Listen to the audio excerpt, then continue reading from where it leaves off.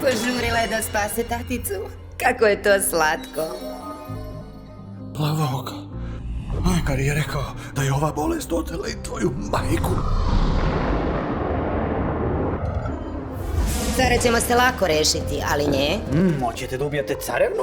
U 39. carstvu postoji drvo čarobne jabuke. Njegovi plodovi leče bilo koju bolest. Jaga doleće. Poravnaj metlu!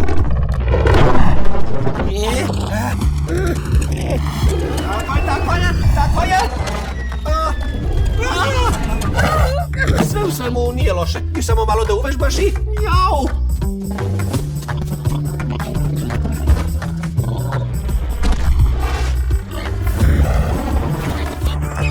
Ko nam je to došao? Ljudsko biće? A vi ste prava veštica? Ne baš, ona je baba Jaga. Znači, čula si za mene? Oživela je. Idemo u 39. carstvo. Evo baba Jago.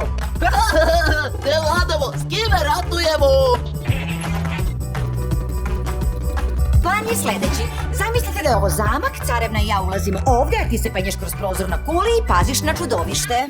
Samo sekund, molim. A zašto baš mačar mora da se penje kroz prozor? Uskoro u bioskopima.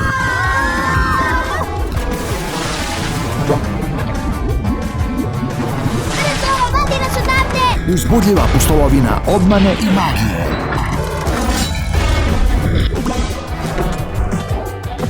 Našla sam i jabuku! Jaga! Baba Jaga. A Jagu gdje da nađemo? Ne! Ček malo, možda su oni nešto primetili. O, jesu ovo dronovi? Jao, pa ti ne znaš ni šta su ptice.